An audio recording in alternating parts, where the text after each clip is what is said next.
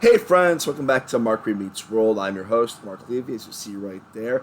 I am so excited to be here today for our new episode. Got a great guest today. We're going to be talking about a very interesting episode of the history of Boy Meets World, the father-son game.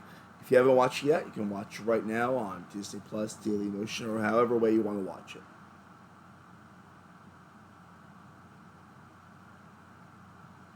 So we're excited to be here today. We have Andrew Favaloro, and you can see him right after this transition. It's happening awkwardly right now. And we're back. I told you it was a very awkward transition, but we're here with one of my favorite people that I've been wanting to talk to for a long time. Like this guy asked to do this episode before the first episode of Mark Remeets World came out. He's a friend of mine and a good dude, and his beard is longer than mine right now because yay pandemics. Although mine came out of a pandemic, I don't know about his. But the one, the only, Andrew Favaloro. How are you, man? I'm good. I'm good. I honestly like that studio applause. It's a little loud. Calm down, guys. It's okay, really. I'm doing well. How are you? Doing all right. Still tired for my birthday, which that's probably an okay thing. But I'm like, you know what? Turned 35. That's how it is. Right. Happy birthday again, by the way. Thank you. But yeah, like overall good. A little bit tired. I was up a little bit later than I wanted to last night, but watched the episode this morning and still like it warms my heart like any good Boy Meets World episode. Exactly, right? Yeah. How are you doing? I am doing all right. I don't know if I've actually talked to you about this, but my wife is in business school right now. Okay. She started business school just before the pandemic started, and so now she has all her classes remotely. And she just started a class that runs from 9 in the morning until 5 p.m. on Saturdays and Sundays for 2 weeks. Oh, so boy. I have to figure out what to do with myself. So I'm like, why not record a video series about Boy Meets World? Yeah. I mean, it's half the fun. I mean, if you're doing a competing one, then I will support it to a certain extent, but I'm happy that you're doing mine. Let's get started with some of the important facts about this episode. This episode number 11, and it is the father-son game. It was released on December 17th, 1993. This is the last one for 1993, which is pretty darn cool, in my personal opinion. We're getting to another year of Boy Meets World, and it was directed by David Trainer, of course, and it was written by a guy who becomes very famous in the world of creating sitcoms, Bill Lawrence. And I believe his second teleplay. His first one was a show I think called Bill. Interesting. I just looked it up a moment. It was called Billy, yeah. Cool. From a show that I never heard of. No one has. And it was a show starring Billy Connolly, of course, because why not? Actually, I remember watching that show when it was on TV. Huh. I had never heard of it. But, yeah. But yeah, I'm a huge Bill Lawrence fan. And I remember years ago, I was listening to a TV writers podcast called The Writers Panel. And Bill Lawrence was on. He was talking about how he got his start in the industry. And he said, right out of college, I had this job working on Boy Meets World.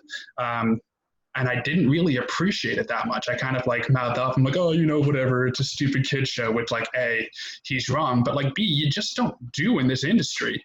Yeah. And so he got fired for just being a kind of a jerk about like having any job. I mean, I guess he probably said that also like before the show got to anything like truly poignant, because it starts doing poignant stuff around episode 5 or 6, and he wrote this episode in the directly middle of the season, like. Right.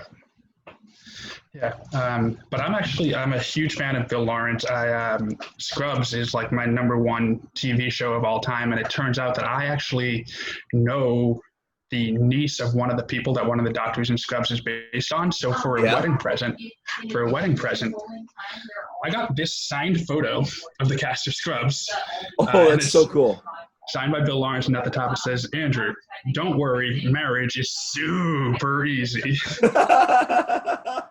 Oh, that's so great. I used to love that show so much. Yeah.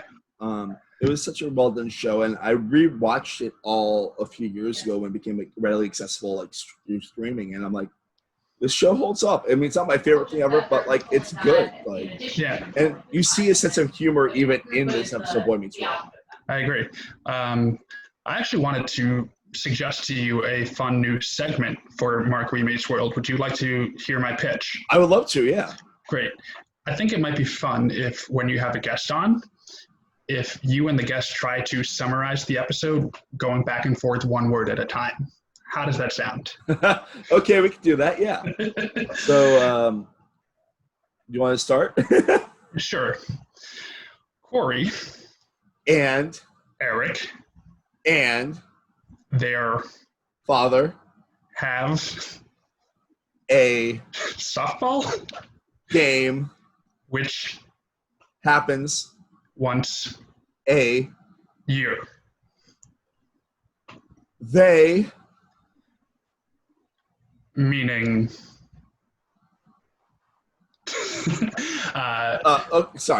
Corey and Eric are not excited to play this game. Morgan eats sugar. a lot. Period. That's the A plot and the B plot, the whole episode. I like that. It's very funny, actually. Yeah. It's more fun to try to come together to do it, right. Like if we were a writer's room, than if it was me being like, hey, so this episode, they have to play baseball, and Morgan's caffeinated. And ruins lives for people. I was reflecting on the episode. I was like watching an earlier episode of Mark Remeets Worl, and you were talking about the A and the B and the C story of an episode, and I was like, there really isn't much of a B story here. Like you kind of say the whole like stuff in the school is like with the whole like Pledge of Allegiance stuff, but I think that more ties into what the moral of the story of A is, especially with the ending of it. You know. Yeah, I agree. It's more of a framing device than like a separate story. Yeah. Well, yeah. Oh, sorry, we're going to say something? I was just going to say the closest I got is that Morgan goes to the bank with the mom. Like that's... Yeah. That's like, it's a very silly Morgan episode. And it starts off immediately silly with Morgan because, like, the first thing you see, she's eating cereal. And it looks like Amy's coming down the stairs for, like, the first time of the day. And Morgan proclaims, I've been up since 6 a.m. I've been up since 6 o'clock. Which... it just seems like one of those moments where you're like, how do we film this small child actor? And it's like we give them short lines, we like cut straight to them, they say the line, and then we cut away from them and they don't talk when they're not. It is one of those situations where like every time she talks it's a close up and then she's just doing busy work. It like felt kind of fake, it felt kind of artificial, but like at the same time it worked really well for what it was doing. Yeah.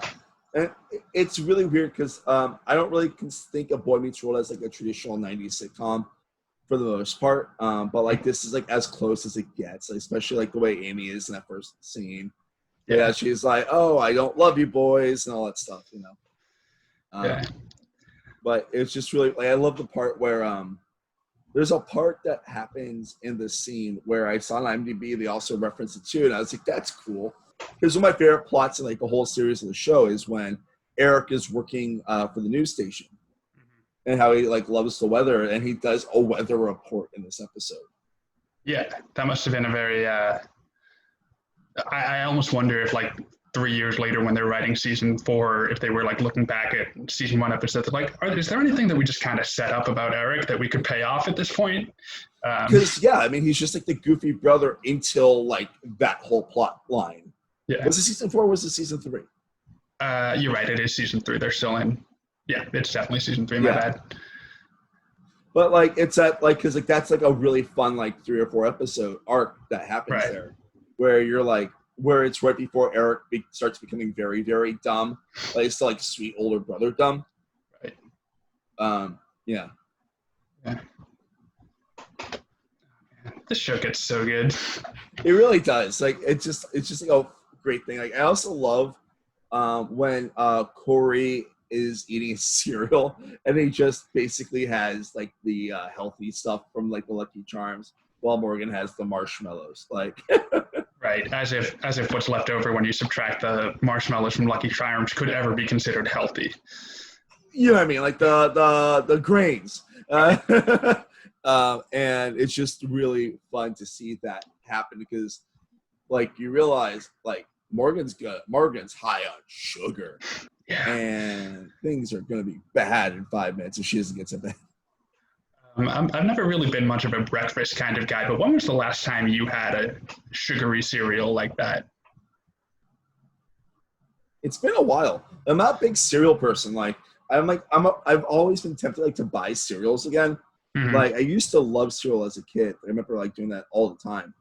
But if I eat breakfast now, it's just an eggs and bacon situation, Yeah, me too. I had a minute in my mid-20s when I was all about Frosted Flakes. Oh, okay. I would go to the grocery store and I would look at Count Chocula or Lucky Charms or something that was a little bit more traditionally super sugary, and yeah.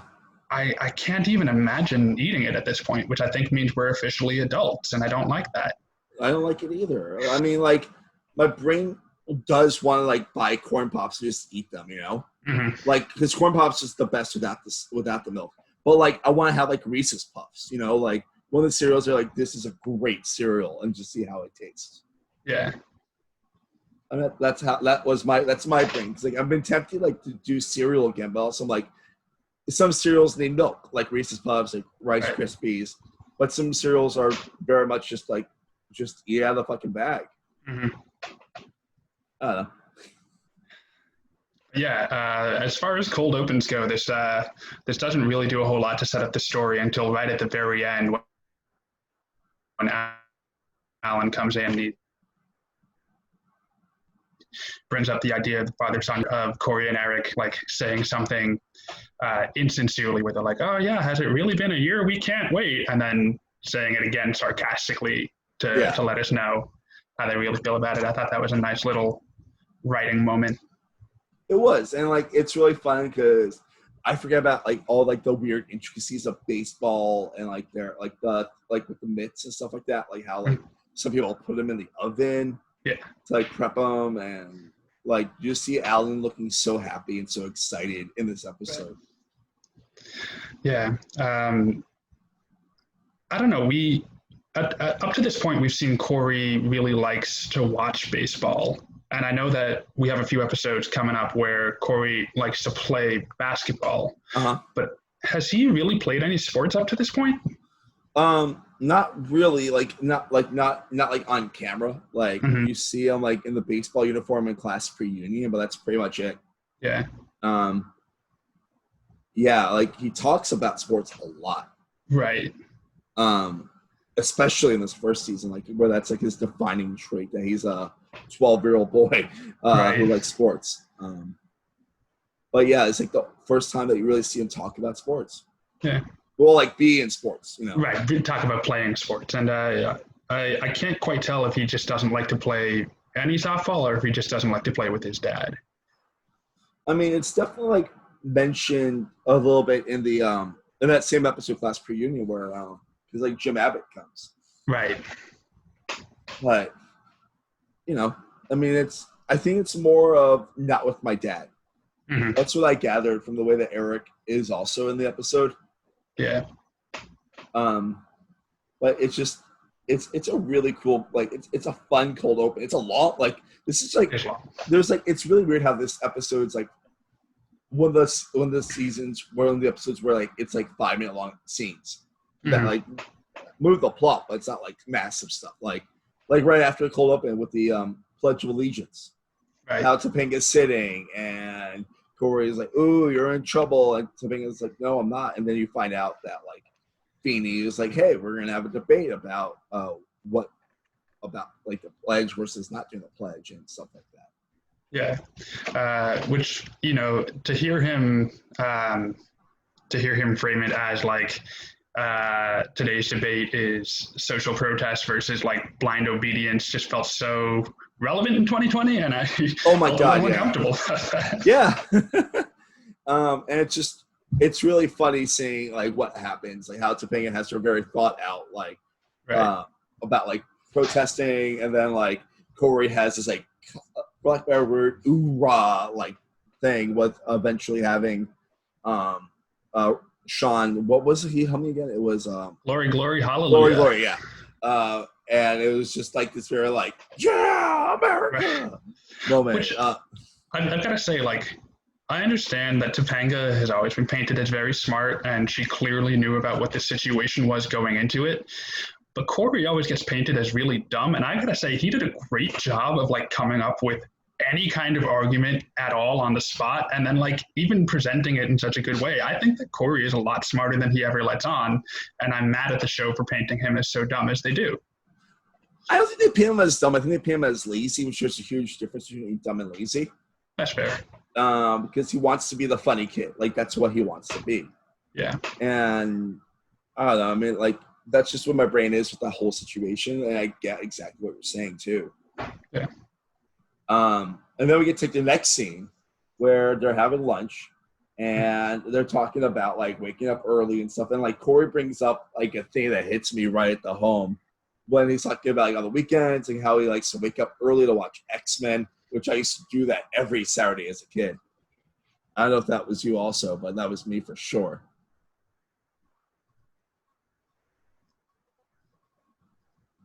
Yeah. This Zoom call just, yeah.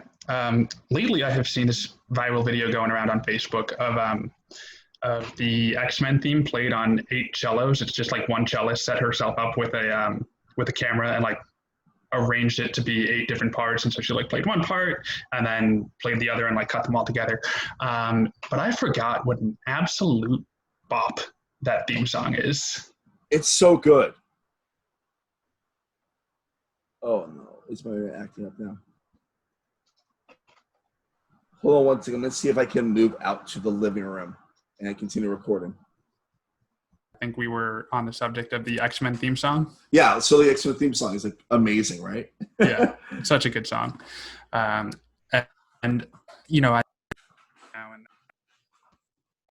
okay. Oh, you just yeah, your audio just got out there. My microphone switched back to the computer microphone, so that's what we're gonna do. Hey, we're having fun technical stuff. In case you can't tell, I'm in a whole different location right now. But the editing was so seamless, you didn't notice. Maybe. I don't know yet. It hasn't happened. It's hard. It probably won't be edited at all, honestly. I'm not sure. We don't know. We'll find out. That's what editing is all about sometimes, having fun. Yeah. But, you know, we think about how all of these superhero movies have kind of like popped up in the last 15 years. And I like was trying to think about if I like even knew who the X-Men were when I was that age. And then I remembered like how much I loved that cartoon. I had a X-Men video game for the Sega Genesis. And oh, it's such a good game. Yeah.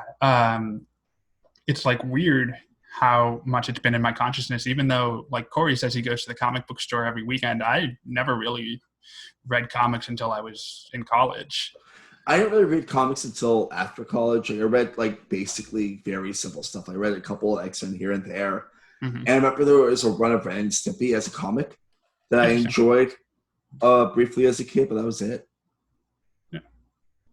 And then we get to, we'll talk more about this later, but like, actually, what was your favorite like Saturday morning cartoons? Like,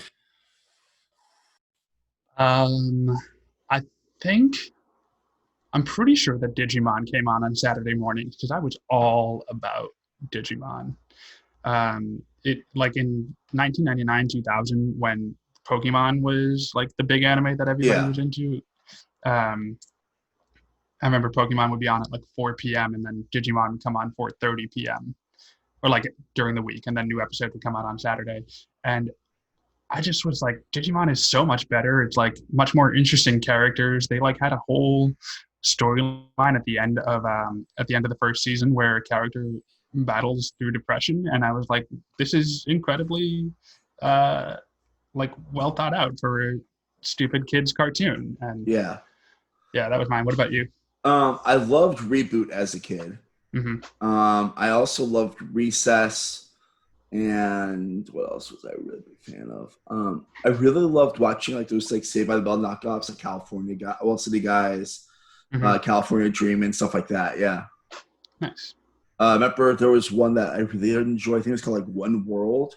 Okay. And it was set in Miami, and I was like, "Oh my god, this is like my real life." But it's like not all, just like at like a foster home. Right. And I believe the kid that was Johnny Tsunami was in it. If I'm not mistaken, I'm gonna look it up right now. Actually, Oh, right. you know what I'm talking about though. That kid, right? You said Johnny Tsunami, and I thought you meant Johnny Bravo, and I was No. confused. What was the kid's name? Is it? I think it's the same guy. Mhm. But I really want to know now for myself, and I'm looking up right now because why not? Right. And this is the sitcom is called One World. Nice. Is someone else in that show? I'm really curious. There is someone else in that show. I remember. I know something about it, or maybe I know who wrote it or something. But there's something I remember. Like I feel like One World recently came up on some I was doing not too long ago. Yeah, but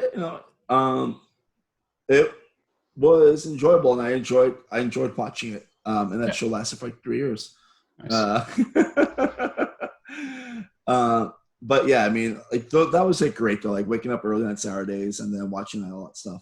And while that happens, like at the end of that scene, we've got a fun Minkus bit that I'll talk about a little bit later, which is very similar to The Princess Bride. It is. I didn't even think of that, which is funny because of the Fred Arnold connection. Or no, Fred.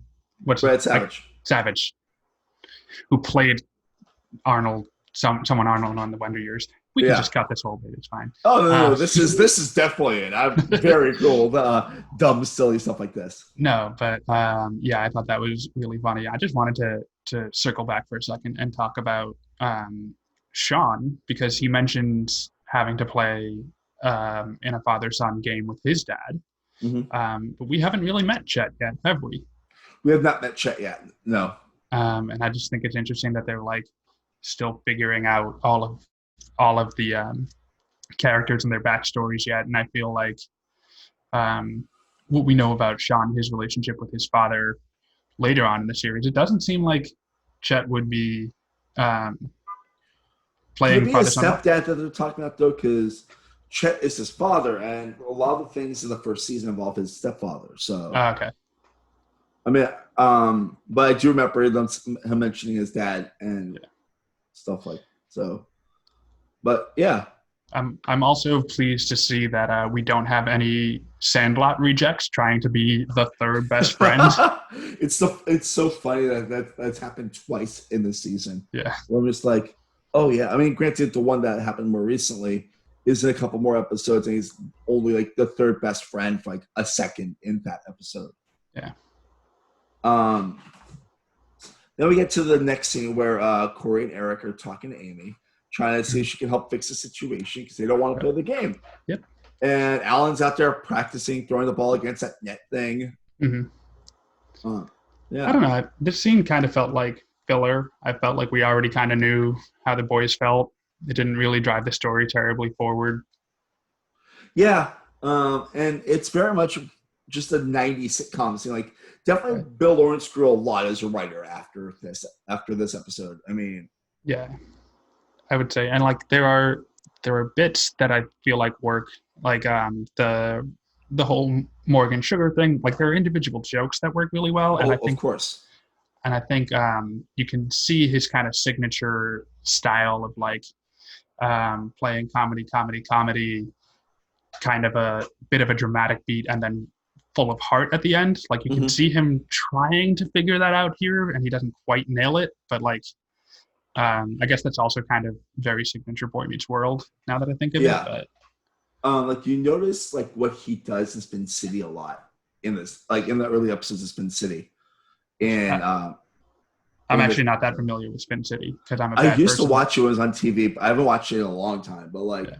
I mean, it was all about working at the mayor's office in New York back in the mid-'90s. Right. Kind of gritty, and there was good heart. And that, I mean, it was all that traditional Bill Lawrence stuff, you know? Yeah. And then after that, we get to the where Alan's like, the game is not happening. Don't worry. Yeah. And then we get to the next scene where, like, the immediate scene after, you find out that it was the game is between Topanga's dad's vegan bookstore and Alan's grocery store. You also find out that the assistant manager, who is one of my favorite two episode roles of all time in the whole show, who comes back later, sprained his elbow. Yep, Leonard Spinelli. I know your father. Just we know you, Lenny. Introduce yourself every time. I was shocked when I looked him up on IMDb and saw he was only in 2 episodes. I have such a clear, distinctive memory of that character that like I thought he was in a lot more than just that. And the first episode's very early in the show, and it's kind of like a ho-hum episode. Yeah. And this one is still very early in the show, and not a ho-hum episode, but also kind of a ho-hum episode. Like, right. Well, he does get most of the comedy episode when he finally comes into this episode, but like it was just fascinating. The score, like the game sounded like it stopped because he got injured, and it sounded like it was a very embarrassing game, and Corey immediately feels terrible about the whole situation. Right. Oh wait, sorry. I realized that we skipped over a great comedic bit where Corey and Eric are going back and forth about the ways they can blackmail each other. Oh yes, yeah. Which I just thought was really funny, really smart. I kind of love the idea that Eric is so much older than him and like doesn't like. I grew up with an older brother.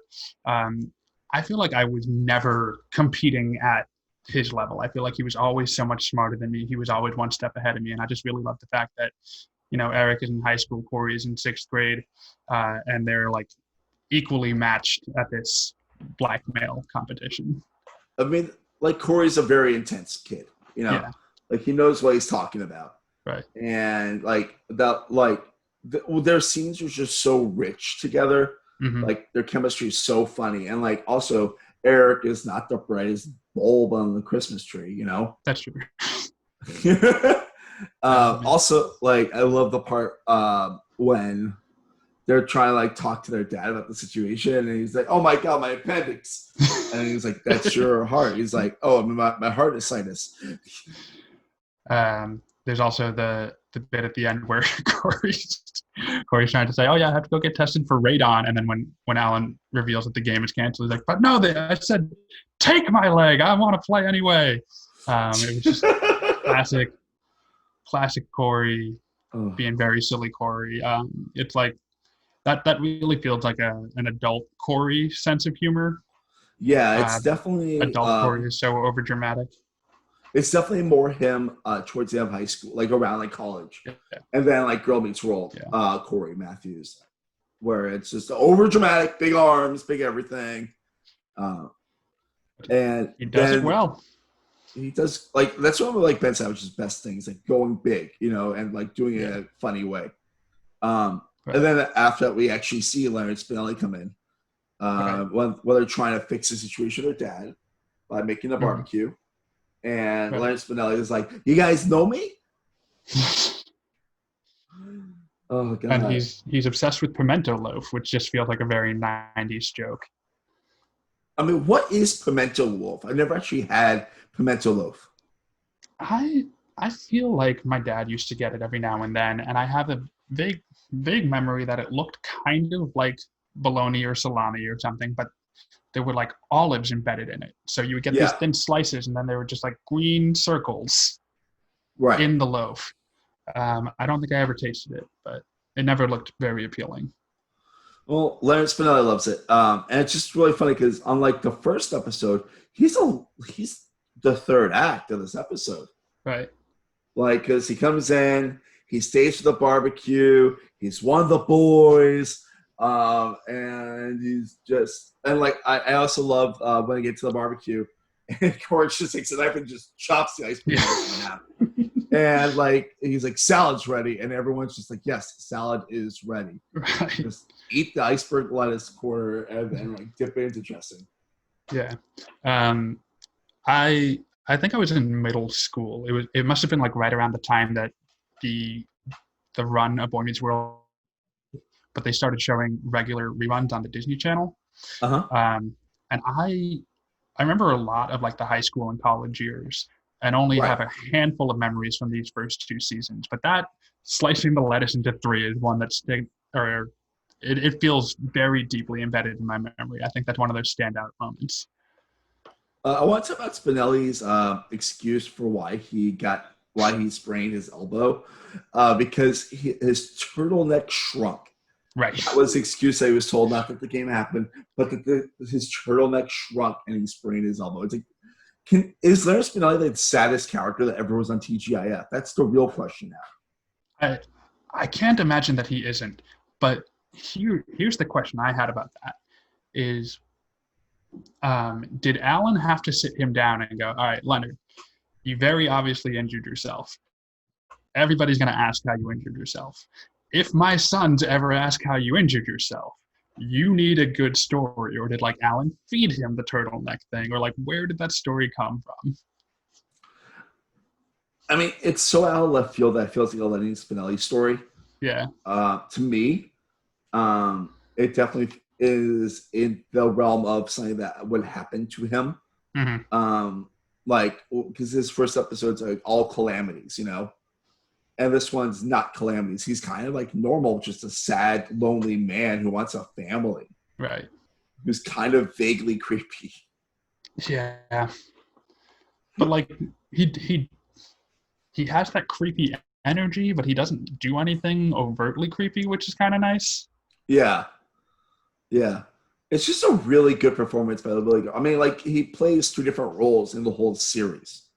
Right. Which is really impressive because he plays the minister that marries them in season 7.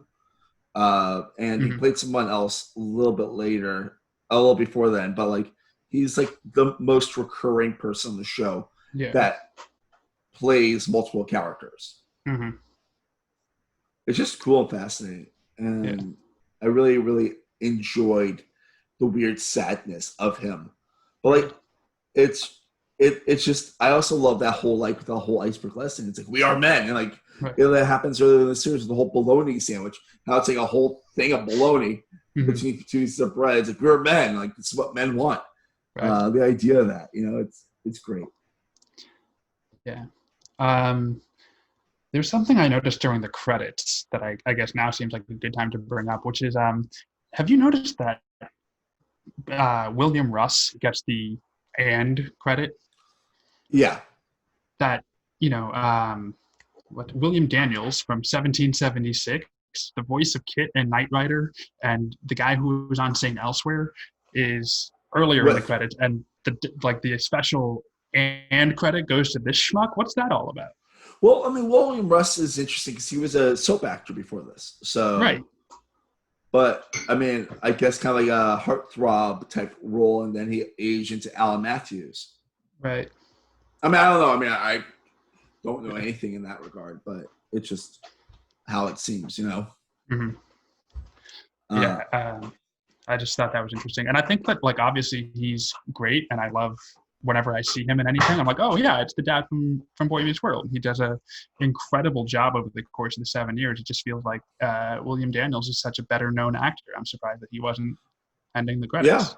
Yeah, and he's also better known during Boy Meets World as his character. Right. I forget the credits actually change. It feels like they might. But, you know, I mean, they're both very important. Like, everyone's important in, like, the history of Boy Meets World, you know? Right. Yeah. Like, of those characters, so it's like, of everyone's, like, a title card character, they're all so important to, like, the history of Boy Meets World. Yeah. And then we get to, after that whole little thing, Corey decides to argue better about traditionalism over allegiance. Right. And I thought it was really, really cool to see that, like the lesson learned in that way, you know? Right. And I think it's obviously something that, like, is really easy to lose sight of, that traditions are traditions because they're important, and there's always a reason to follow them. And, you know, sometimes that means we have to sit down and critically think about, like, where did this tradition come from? What does it mean to us? Is it still important in today's day and age? And I think that, like, at the beginning, Corey didn't really think that that allegiance was important, but by the end of it, he kind of learned, you know, I thought about it. It was challenged, and I have changed my mind. I don't know. I thought that was a really good ending to the episode. Yeah, it was good. It was just a really well done thing there happening. Yeah. Well, let me think what else. And then we get to, like, like Corey and Eric decided to talk to Alan about the actual game. They asked what the score was, and it was 18-3, which is a blowout. Yeah. And no. I love this is like where we get like good Bill Lawrence. Like how they're talking about the roles that they have, like what roles they have, like how it's like we don't want our roles, so we don't want to play the game. Your role is to make us want to, like, to force us to play the game. We did our role, you didn't. Yeah, and they kind of like turn it on him in a funny way that works really well for the Matthews kids, you know? Right. Yeah, that was a really good moment. I honestly, like, when I was just thinking about the episode beat by beat, I really thought that the scene in the classroom was the last scene. And I was like, oh, cool, we're done with this episode. And I forgot, you're right, there's still a few more beats to go. There's 2 more scenes after the classroom, because there's this and then the credit scene, which is also very funny. Yeah. Do I have anything to say about that? I don't think I do. Yeah, no, it's just a good moment. Yeah. And then they arrange the game so it's not just on once a year. They arrange it a rematch. And the grocery store wins 36-9. And it's like the kids walk in so excited, and Alan's really feeling it, like really feeling it.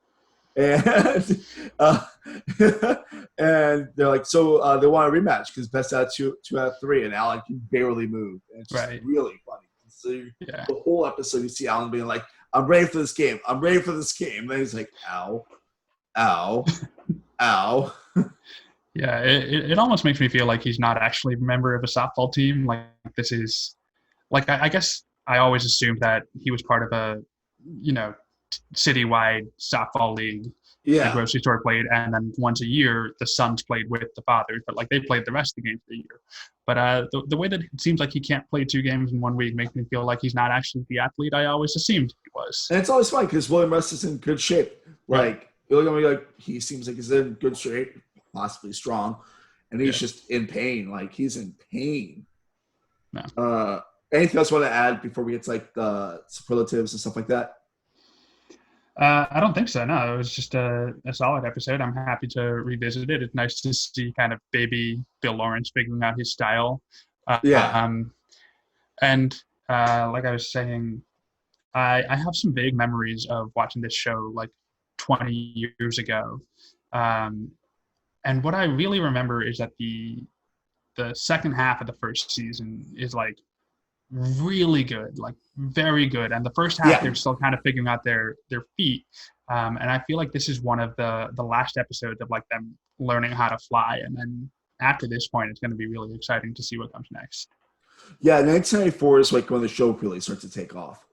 93, it's like they get a lot of good stuff, like finding out Topanga, and like figuring out what to use and what not to use. Like they start using Minkus less and less until he's gone at the end of the season. But yeah, it's really fascinating what they do, you know? Yeah. So without further ado, let's bring up the Minkus Minute. Minkus Minute. So what I love about Minkus, he doesn't do much in this episode. He really doesn't. No, he's got pretty much that one scene, but boy, does he knock it out of the park. Like, it's just the funniest thing because he's like, 3 days till Monday, boys. It's the first thing he says in the episode. Yep. And they're like having a discussion about the weekend. And then he's like, hey, can I like leave my burger here? And the whole time that like Corey is talking about like boys looking for the weekend, Sean's like, I need to fuck with this burger. I need to do this.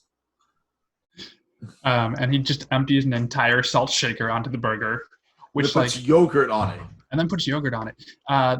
The thing that impressed me was that he emptied the salt shaker and it like perfectly evenly distributed itself across exactly the surface of the burger and like didn't spill over the edges, didn't clump in the middle or anything.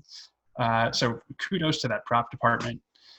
There was also a technique to how he did it too, because it was at first like a little bit and then a little bit more and a little bit more. And then like it was definitely like by the time that like I'd say half of the salt shaker was on it, he dumped the rest of it. Right. But that was great. They gave poor Ryder Strong a very uncomfortable line in the middle of that. He says something to the effect of, oh yeah, it's not like I get my jollies by messing with your burger, which felt really weird to me and kind of made me wonder how hard it is to make small children say inappropriate things that they don't understand. Uh, It's just, and then Minkus comes back, and you see like it's all like medium shots. You see like Sean's legs like shaking, and Minkus knows they fucked with his burger. right. So he's like, "Oh, Shaquille O'Neal," and then like they all like, haha, and then like he fake moves the burgers. Yeah.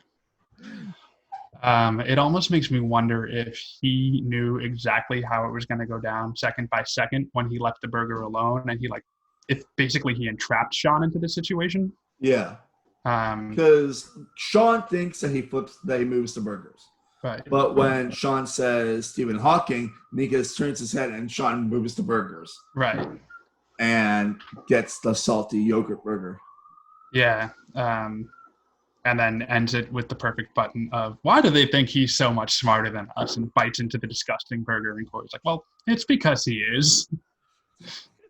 And that's the Minkus Minute. Minkus Minute.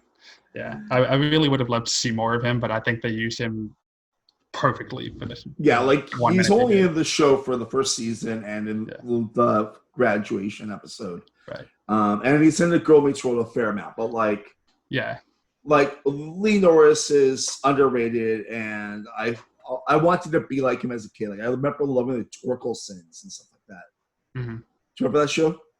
No, I don't. I knew it because of Disney show, but it was basically like he played this kid named Chucky Lee, and I don't remember much about it, but like it was just super Southern. Mm-hmm. And like about the mother like leaving the husband while she keeps the kids or something. Mm-hmm. It lasts like 2 seasons. I don't remember. And it was like the show went through like a name change. They call it Torkelsons, and then like Torkelsons Long Way from Home or whatever. I remember it fully, but are you looking it up right now? I'm trying to. The Torkelsons. Here we go. Yeah, I never heard of this show. Well, now you have. Minkus Minute. And might as well bring up another great TV mom, Betsy Randall, the best TV mom in the world. A one, 2, 3, 4. Betsy Randall's the best TV mom. Yeah. Yeah. Yeah, no, she had very little to do here, and I always loved these two parents in the show, but I feel like Alan was kind of carrying most of the weight in this episode. Yeah, like she only is there in the beginning of the weird cliche mom stuff, which she still nails. Right. And then like and she talks about like the fat lady sitting around eating cheesecake. Like, eating cheesecake, like that's fucking cool. But like, and that's just a really funny joke. Like that's really all she does this whole episode. Yeah. But she's so great at it. Like she is. Like, I mean, is it the best Amy Matthews episode? No. Is it a bad Amy Matthews episode? Maybe. But is she bad in it? No. Right. And that's why Betsy Randall's best TV mom of all time. She sure is. Yeah. So let's talk about our episode MVP. MVP. Yeah, I think it's got to be Leonard Spinelli. Yeah. Comes in, comedy assassins it, has like 6 lines. All of them are perfect. You know what? I think I'm going to give it to Leonard Spinelli too. I was originally like softly giving it to Corey. Mm-hmm. But like if I can give it to someone that's a guest appearance that's only there for 2 episodes of the whole series and is very, very, very funny in his second episode when he's kind of annoying the first time, I think it's really great. Like especially like the whole turtleneck thing was just really funny and like yeah. Yeah, he was great. Yeah, anything else you want to talk about the episode before we start wrapping up, like plugs and stuff? Yeah, sorry. There was one moment I like should have taken notes. Next time I'm on, I'm taking notes. Which, by the way, I don't know if you care, but I'm coming on again. I want you on again. I love you, dude. I'm always looking for a guest. A guest who barely episodes without, and you're a friend of mine. So, and we both grew up watching the show. So exactly. There was one moment. I think it's right after the second classroom scene where Feeney walks to the back of the classroom as everybody's being dismissed and just picks up a history book and starts reading through it. And it was the most awkward non-teacher thing to possibly do. And I think it was it was largely like a blocking issue. I think Corey was supposed to like pop back into the classroom and say something, and so they needed him to be near the doorway. Right. But just like him slowly walking to the back of the room, gets there, looks around, picks up a history book, opens to a random page, and starts reading. It looks so awkward. I mean, but he still does a good job because that's what Bill Daniels does, you know? Yeah. Like, he's fucking fantastic at everything, especially when it comes to Mr. Feeney. Definitely. Yeah. But yeah, that's it. So what about plugs? Like, how can people follow you, like, on Twitter or whatever, if you want people to? Anything coming up? I do exist on social media, but I don't use it very often. So I have a Twitter handle. It is ADFAV, like Andrew Douglas Favaloro. But you know, if you want to see me tweet about the Kentucky Derby once a year, that's all I'm using it for. That is, yeah. If you see weird tweets about a horse named Moob Tahij, that's all about. And other than that, I have some things that I'm not quite ready to plug yet. But I got some things in the pipeline that I'm really excited about. And next time you're on the show, you can plug them. Exactly. Yeah. We'll make sure you're on when you can start talking about them also. Yeah. Oh, and then also you can find me using my fake Twitter handle, which is of course Mark Levy 85. That's me. Right. I'm just tweeting about sequester and not looking like yourself. Right. It's really weird. For my plugs, you can follow me at ADFAV, where I tweet once a year about the Kentucky Derby, or at Mark Levy 85. As you know, this channel has shows on Monday, Tuesday, Wednesday, and Friday. Subscribe. We're almost at 100 subscriptions. Hopefully by the time this airs, I'll hit 100. That'll be a nice little landmark. That's really cool. If you want to email the show, talk to me about things, questions, whatever, markremeetsworld@gmail.com. Next time I talk to you guys on the show will be 1994, which is pretty fucking cool. In theory. Yeah. Andrew, this was so much fun. I'm so happy that you were able to do this. Yeah, it was really fun. I look forward to next time. And I'll see you guys next time. Bye, YouTube. Bye.